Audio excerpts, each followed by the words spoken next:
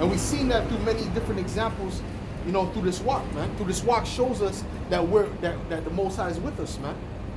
That the angels are watching. Brothers seeing chariots, brothers seeing different events happen in their life that just builds up their faith. So a man who is protected by the Most High can't be touched, man. All right. In other words, he can't lose. Let me get first. Let me get Proverbs 18 and 10. Proverbs 18 verse 10. It says, "The name of the Lord is a strong tower. The righteous runneth into it and is safe," man. All right. So the name of the Lord is a strong tower, man. All right. And these Christians don't know the name of the Lord, man. All right. They call him God, the Lord. That's not the name of the Most High. He has an actual name in the Hebrew. All right. And his son has a name in the Hebrew. And it's not Jesus. And it's not Christ. Okay. It's not the cracker Christ. Okay? His name is Yahushua. So we have that name. We trust in those names. Right? And it says a strong tower, which means you'll be defended. Okay? If the Most High is on your side, you'll be defended. That's it. That's what it breaks down to. Right? It said if the Most High is with you, who can be against you, right? So you should have confidence in that, man. Brothers should be walking with confidence, knowing that the Most High is with them, man. And if we lack confidence, we should pray for confidence, man. This goes for me too. All right? Because we're supposed to be confident in that.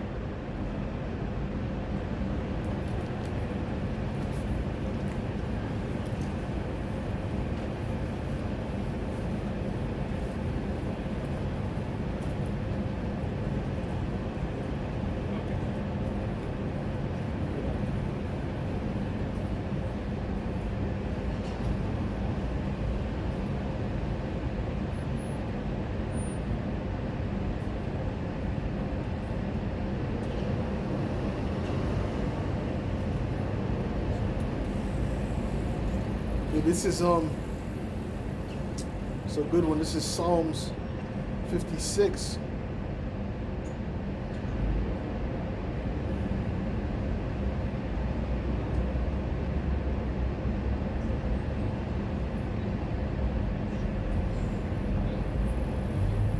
I'll start at verse 1, and it says, "Be merciful unto me, O Most High, for man would swallow me up.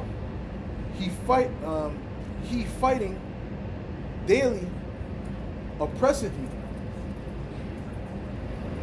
Mine enemies would daily swallow me up, for they be many that fight against me, O thou Most High."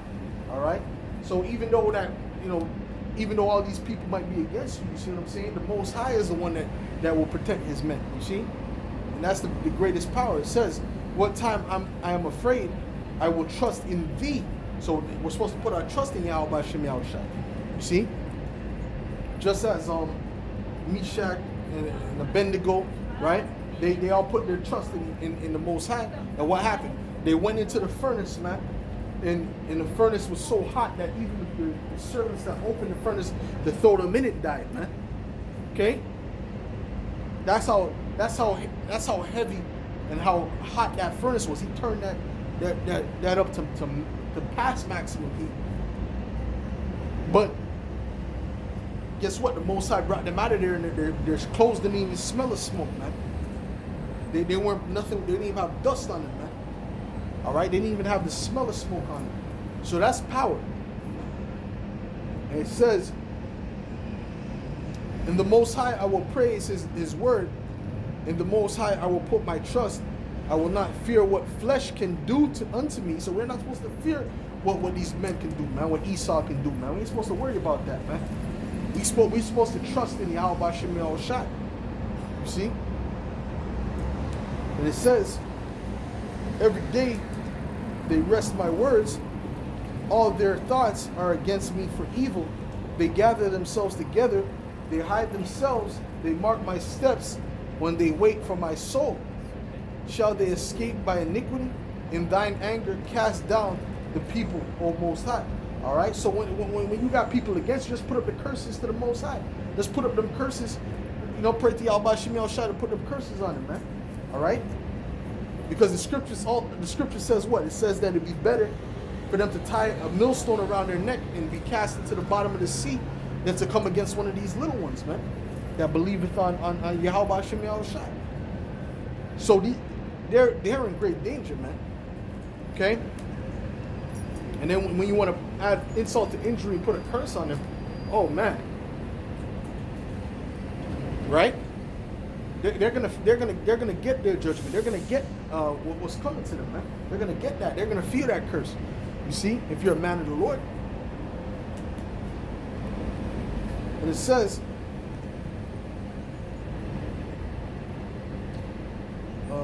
thou tellest my wanderings, put thou my tears into the bottle. Are they not in thy book? When I cry unto thee, then shall mine enemies turn back. This I know, for the Most High is for me. In the Most High will I praise his word. In the Lord will I praise his word. All right? So that's the thing. When you have enemies coming against you, you got somebody, you know, at your job messing with you or something, you know, a cop or something might mess with you. You put up curses to Yahweh Shem Yahushua, man. All right? And let them get their judgment. Let them get taken away with that. All right? We ain't got to worry about these people, man. And we got to refrain from being carnal too, man. Because we don't win carnally, man. Carnally is not our where we get our victory, man. We get our victory through spiritual means, man. All right? You see? Through Yahweh Hashem Yahushua. We let Yahweh Hashem Yahushua fight first. If we were dealing with carnality, we would have came up against Esau. All right, as soon as we realized we were Israelites and they were Edomites, okay, we'd be getting ready to go to war right now if it was by carnal means. But it's not. It's by spiritual means. You see? So the Most High is raising up his men to come and preach that new song that's going to seal the elect. And right after that, excuse me, that's when all hell is going to break loose. Okay? Which you can see all hell breaking loose right now. Right? All in the Middle East, they're about to have war with Iran. All right? And when that happens, that's going to be the beginning of World War III.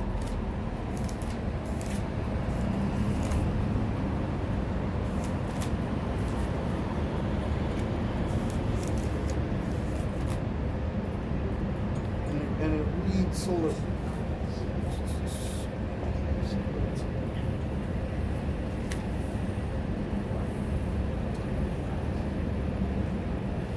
this is Revelation 7 and verse 1, and it reads, and after these things I saw four angels standing on the four corners of the earth, holding the four winds of the earth, that the wind should not blow on the earth, nor on the sea, nor on any tree. All right, and the wind represents the destruction. And it says, and I saw another angel ascending from the east, having the seal of the living power, and he cried with a loud voice to the four angels to whom it was given to hurt the earth and the sea, saying, hurt not the earth, neither the sea, nor the trees, till we have sealed the servants of our power in their foreheads. Right? So until the elect is sealed, all right, the judgment will not come. All right, the end judgment, which is what? The nuclear missiles, man. All right, that's not going to come until the elect is sealed. You see? And I heard the number of them which were sealed, and there were sealed 144,000 of the 12 of the tribes of the children of Israel. So the 144,000, which is the priesthood and the government body, all right, of the nation of Israel, all right, they have to be sealed, man. This is why we push this word out. Now we push this word out to feed the elect. We don't push this word out to feed 2/3, man. If anything, we push these word out to condemn 2/3 and to feed the elect. You see? Because all the elect had that spark in them from the time they were born, from the time they were in their mother's womb. They had that spark. And the Most High already knew that they were going to be prophets unto him, man. You already knew that, man. You already knew that, okay, this day, at this time, right, he's going to feel the Spirit. The Spirit's going to get on him to go and prophesy, man. All right? Whether it be, at a camp, whether it be on a solo, it doesn't really matter. The Most High put that Spirit, all right? You see? We didn't do that by ourselves. We didn't come say, when we were younger, okay, this is what we're going to do. We're going to be prophets of the Lord. Nah, man, the Most High put that Spirit on us, man. All right? Let's get Jeremiah, the 5th chapter. Because that's what he said to Jeremiah as well, man.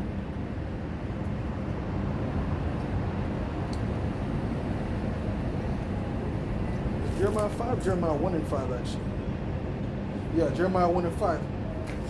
I'll start at verse 4. It says, Then the Lord came unto me, saying, Before I formed thee in the belly, I knew thee.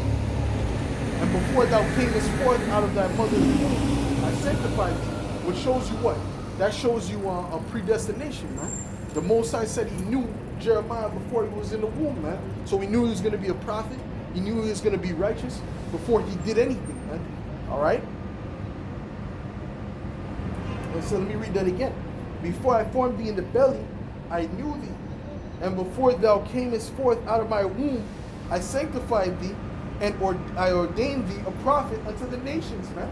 All right? So the Most High ordained Jeremiah from before he was born, right? Which proves predestination, man. Which proves that you can't choose your life. Esau didn't choose to be an Edomite or to be the wicked. He just is the wicked. You see? And he's like, oh, well, what if there's good Edomites? There's no such thing as a good Edomite. The Most High didn't create them to be good. He created them to be the devil and do what they've always been doing. All right? Until he take them out, until he put judgment on them, which is coming right now. All right? And they're about to feel it, man. They're about to really feel it. All right? Because the Most High already prescribed that they were going to get double the cup. Okay? Not the same, not equal, not on the, almost the same. They're going to get double, man. You know what double is of what the Israelites what we went through, man? You can't even imagine. That's why the scripture also says we shall meditate terror, man. You see? We're going to meditate terror, man. And our minds are going to be a lot more clear. We ain't going to be eating no GMO foods. We're going to be eating good food. All right? We're going to be healthy. All Israelites are going to be healthy on a higher level, spiritually. All right? And physically. Slacking. Okay?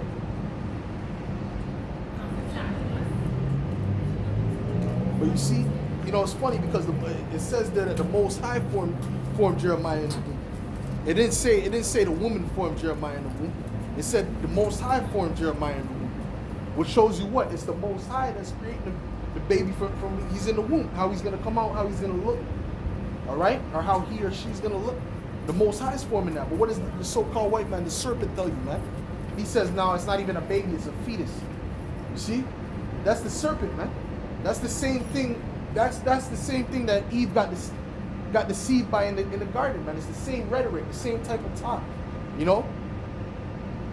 But what he's doing is he's giving you liberty to be destructive, man. That's what it is. Because let's get that thing with the serpent, man.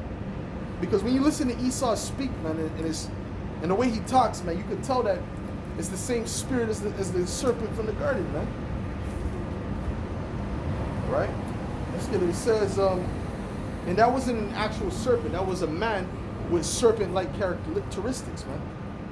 It says, matter of fact, before that, number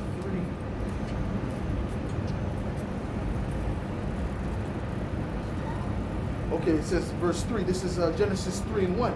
Now the serpent was more subtle than any beast of the field which the Lord the Most High hath made.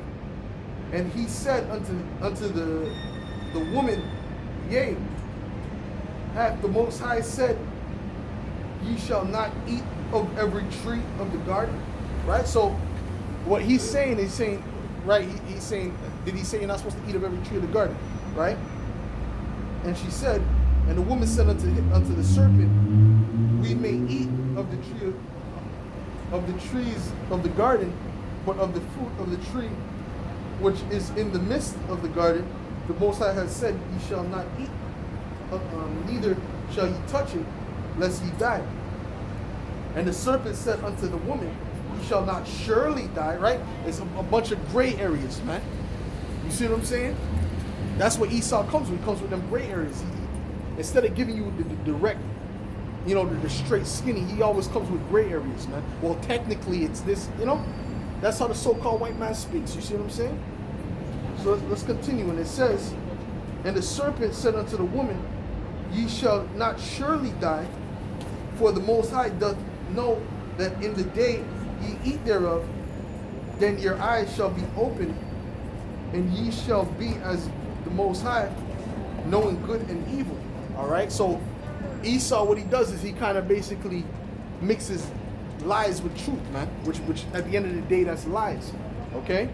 Because what he's basically saying is that you'll know good and evil, which will make you like the Most High, which is true in a sense, all right? Because they only knew good at that point, right?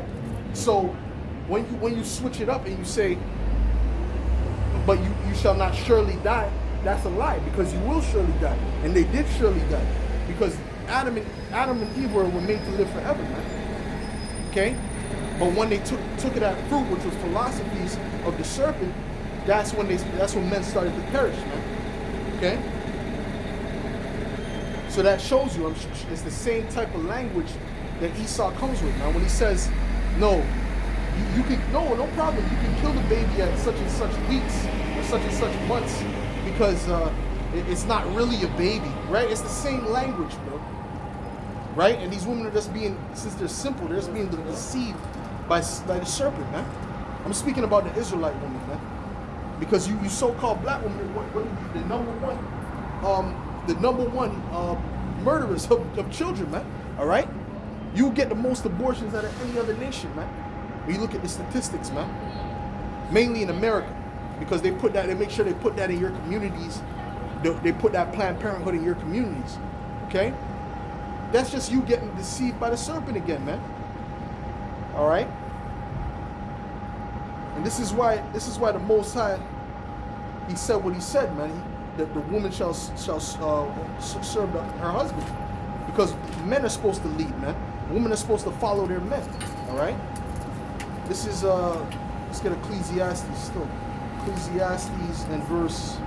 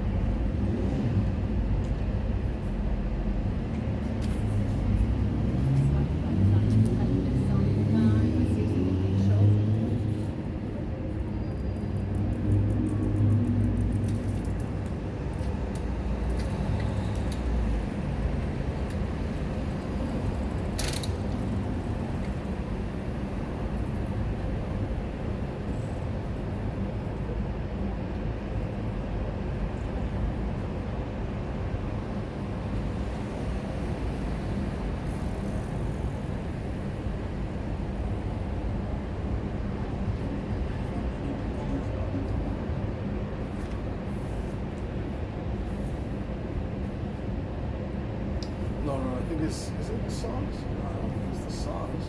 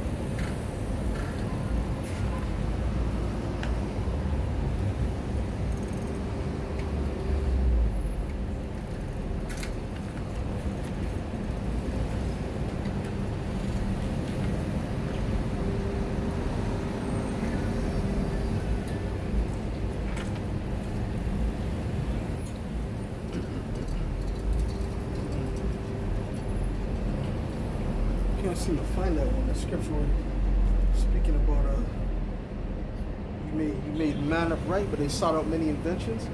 Can't seem to find that. That's Satan, anyways, man. But yeah, but that's just to show you. You know. Matter of fact, let me get Isaiah the 32nd chapter.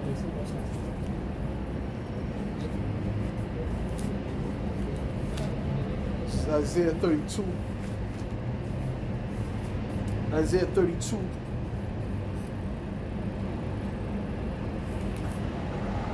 And verse 9, and it says, "Rise up, ye women that are at ease. Hear my voice, ye careless daughters. Give ear unto my speech. Many days and years shall ye be troubled, ye careless women, for the vintage shall fail, the gathering shall not come." All right, which means these goodies that they get in the society, man, all right, is gonna go away, man. Any aid from the government, anything like that, that's all gonna go away. All right. And it says, "Tremble, ye women that are at ease. Be troubled, ye careless ones. Strip you and make you bare, and gird sackcloth upon your loins. They shall lament for the teats, for the pleasant fields, for the fruitful vines." In other words, all the time you've been prospering in this world, that's all going to come to an end, man. All right, Most High is about to bring judgment on you. All right, you know, and that's why it says what? A man shall be as a hiding place from, what's that? This is verse 2. It says, "And a man shall be as a hiding place from the wind, and a covert from the tempest, as a river of water in a dry place, as a shadow of a great rock in a weary land." And that's not speaking about any man, all right? Because the scripture says that these men will be as women, man, all right? So it's speaking about a man of the Lord, man, and one of the elect. You see, they're going to be as a hiding place from that destruction, okay? You see, in that time, right? So they're going to snap into reality real quick, man, within 5 minutes, man.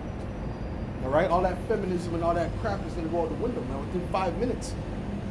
All right, when all hell starts to break loose. And we've been telling you, man. It's not no secret. We've been telling you. All you got to do is look at the old videos of the apostles, man, and the elders. They used to go hard, man, on the women. We barely even speak about them unless the Spirit, bring it out, man. We barely even speak about that, man. You know. But the Spirit has to come out sometimes because they need to hear that, man. And if they don't hear that, then guess what? They could use that as an excuse. So there's no excuse when they hear it. Because we done told them, man, many times before. All right? And we go hard, too. This is Isaiah 4 in verse 1. It says, "And in that day 7 women shall take hold of one man, saying, we will eat our own bread and wear our own apparel. Only let us be called by thy name to take away thy reproach." You see? And you know what? That's going to hit this side of the earth the hardest, man, in Western society, man. All right? Why? Because they've bigged up these women so much that they said, yo, a man's only supposed to be with one woman. Which that's not natural. For our culture is not based upon that, man. Okay? Our culture is based upon polygyny, bro. All right, we always had multiple wives and things like that, man, and that's why we reproduce so much, man. You see, because we dealt with multiple women at a time, man. We never dealt with one. That's a beta male way of living, man. Only a beta male would only want one woman, man. A real man would want multiple women, man. And that's why that's part of our culture. You see.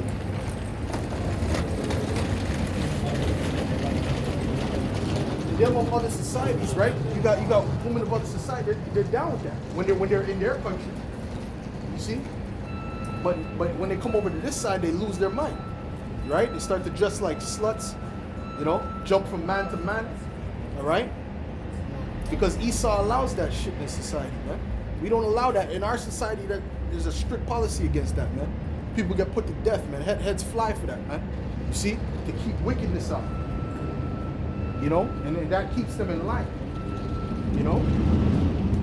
I was speaking to this woman from West Africa, and she's like, yo, we gotta be the Israelites because all of our culture, right, and customs is that of the Israelites. It's that of what we read in the books, right? And she's right because when you look at our culture, right, like she was going into it, she's like, oh, we deal with this, we deal with circumcision, we deal with polygyny, we deal with men have multiple wives. We already do that in my country, in Cameroon, and she told me that. So it's like, see, she's on a higher level than a woman for this. A woman for this society, hell no, you can't talk to no other. So they're bugged out. But when that time comes, reality is gonna hit them. When that time comes, man. Okay? Because as it says, 7 women shall take hold of 1 man. And in the kingdom, it's absolutely, that's what it's gonna be, man. All right? Did not when Yahushua, when they left their wives and their houses, Yahushua said, listen, man, don't worry about that, man. And their children, he said, listen, what you miss out here, you're gonna get in the regeneration 100-fold. See, 100-fold. So that means what? That's including wives. All right. So we're gonna be living in that way again. All right. Esau doesn't believe in that way. Esau's not into that. Esau's into 1 woman for 1 man. He's into that shit. Most nations are pretty much damn near all nations pretty much except for Esau was into that. All right. Esau was the only nation that said, you know what, you gotta have one wife. All right. You gotta marry that 1 woman. All right, and have children by that 1 woman. You see. And if you marry 2 wives, then Esau will lock your ass up, man. All right. That's against the law. But you can go and have sex with a horse or a human, or a man of the same sex. This place is wicked, man. And that's why the Most High is going to destroy it, man. Let's get Jeremiah the 10th chapter, man. You see? I was just talking to one of these pigs the other day, man. And he was trying to give a ticket for you know, well, I was just having a conversation at the end of the day, right? And I was talking to him like, listen, okay, so you give a ticket. He's like, yeah, we give a ticket for this. We give a ticket if you don't have the door locked. So I'm like, listen, man. All right, so you're going to give somebody a ticket for not having their door locked. How does that help the situation? To show you how stupid this man's laws are, man. All right? Okay, I get everything robbed, right? And then you come and give me a ticket on top of that. That's just oppression on top of oppression. It doesn't stop anything. You understand? But then he couldn't say anything. He was silent. He was dumbfounded. Because it just doesn't make sense. It's just stupid. Right? But that's the laws that they put into power, man. That's the laws that they have in their society, which is all backwards, man. That's why they have to continue to write laws every couple months, man. There's always a new law. You can never keep. It's impossible for someone to know all the laws in this society. It shows you this society is wicked, man. All right. This is Jeremiah 10 in verse 1, and it says, Salakia, Isaiah 10 and 1. This is Isaiah 10 and verse 1. Oh shit. It's supposed to say, woe unto him that decree unrighteous decrees. Alright? And prescribe and grievousness which they have prescribed. Right? Which one of my pages is messed up now. I gotta get a new scripture. But that's what it's supposed to say in Isaiah 10. Alright? Because this society is full of unrighteous decrees, man, wicked laws, man. All right, because you have the wicked that are ruling. When we're in power, when the Israelites are in power, you're gonna be no confusion about the law. Everything is gonna be very straightforward. It's never gonna change. All right, no one's gonna be confused. Oh, you got a ticket for this and that. You're gonna be giving out tickets, man. You know, that's wickedness, man. You got people paying crazy amounts of taxes, then you want to come and give them flipping tickets, man, for stupid shit like why don't you put on your seat? Like if you care so much about their safety, you know, it's all bullshit, man. It's all fucking bullshit. Let's get 2 Peter 3:13. So 2 Peter 3 verse 13, it says, nevertheless, we according to his promise look for new heavens and a new earth wherein dwelleth righteousness, man. And that's what we're looking for, man. We're looking for a new heaven and a new earth wherein dwelleth righteousness, man. That doesn't mean the earth is going to be destroyed completely. Absolutely not. What's going to be destroyed is this rulership, and the earth is going to be renewed through a new rulership, all right, through better management, all right, because these Edomites they don't know how to rule, man, all right, and you can just look around the earth and you can clearly see that, man, all right. 1/3 of the water is polluted right now. 1/3, not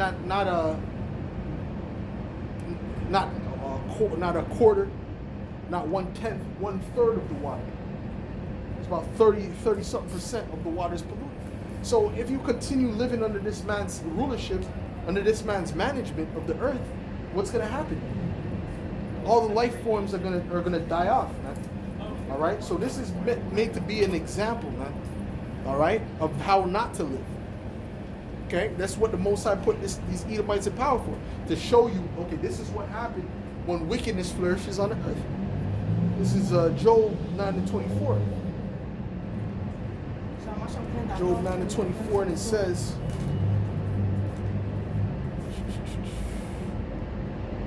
hold up. The earth is given into the hand of the wicked. He covered the faces of the judges thereof. If not, where and who is he? All right, the earth is given into the hands of the wicked. He covered the faces of the judges thereof. If not, where and who is he? All right, which means that the Most High gave the earth into the hands of the wicked, man, for a period of time. All right. So once the wicked is his time is up, the Most High is going to take them out of power, and He's going to put us in power, the Israelites. Okay, and that's going to be an everlasting rulership, which is Esau's worst nightmare. Okay, that's why he always had something out for you, Jakes, you Israelites, because he knew that at the end of the day, if you rule, it's going to be bad for him. Okay, just like now when he's ruling, it's bad for us, right? It's only right because Esau's our enemy, our number one enemy. Okay, we have other nations that are our enemy, but the so-called white man, the Edomites, are our number one enemies. All right.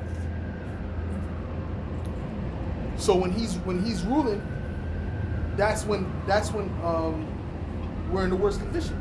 Let's get it. It says this is Proverbs 16 and verse 4, and it reads, Proverbs 16 and 4, and it says, "The Lord hath made all things for Himself, yea, even the wicked for the day of evil," man. So the Most High put them in power for the day that's to come, man, which is the day of evil, man. All right, the Most High is about to do some major killing on the planet Earth, man. Right? Before Yahweh Shai comes back, then He's gonna come and just completely decimate this place. You see? So this is what we're waiting for, man. We're waiting for that judgment at the end of the day. We're not waiting for Esau to give us a reparation or anything like that, man. That's ridiculous, man. All right?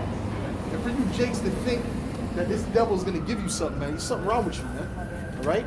Esau ain't finna give you $2, man. All right? This is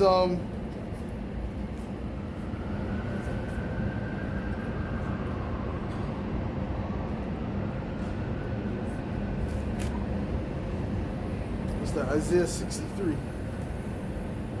This is Isaiah 63 and verse 1. And it says, "Who is this that cometh from Edom with thy garments from Basra?" Right? Which is the chief city of Esau, man. All right? "This that is glorious in his apparel, traveling in the greatness of his strength, I speak in righteousness, mighty to save. Wherefore art thou red in thine apparel, and thy garments like him that treadeth in the wine fat." All right? So the Lord's garments are going to look like they were, like He was stomping on grapes. That's representative of the blood. All right? That's going to be that's going to be on His garment because of all the killing that He's going to do. All right? And that's just a symbol of how much killing He's going to do, because He's not going to actually have blood on His garment, but He's going to do a whole lot of killing, man. And it mentions Esau, it mentions Edom. So who is the nation of Edom? Right? This is the biggest kept secret along with the fact of who the true Israelites are, man. Who the nation of Edom is, according to the Bible. Who is that? Right? The nation of Edom is who's ruling the planet right now. And who's been ruling for like about 500 years. Okay? That's the nation of Edom. Alright? And it says,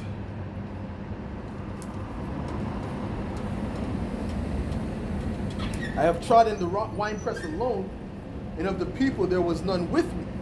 For I will tread them in mine anger, and trample them in my fury, and their blood shall be sprinkled up upon my garments, and I will stain all my raiment. For vengeance is in my heart. For the day of vengeance is in my heart, Salakia.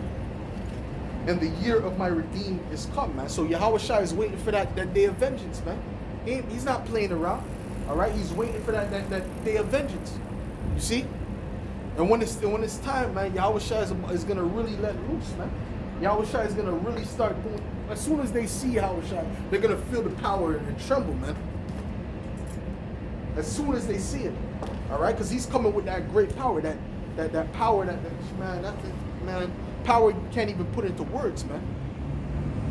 And by himself, that one individual, Yahweh Shai, is going to destroy all the armies of the earth. By himself.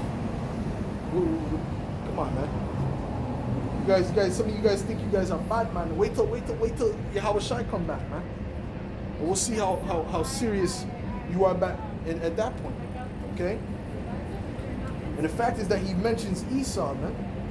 He says that I looked and there was none to help, and I wondered that there was none to uphold.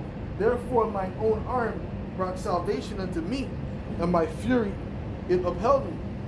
And I would tread down the people in my anger, and make them drunk in my fury, and I will bring down their strength to the earth, man. So the Most High is going to take them out of power, man. All right, the Most High is going to take these Edomites out of power. We ain't trying to come up against Esau with our own, all right? Because Esau, what was his blessing? Isaac gave him the sword, the weapon, all right? That was his blessing. The same thing as Cain, man. That shows you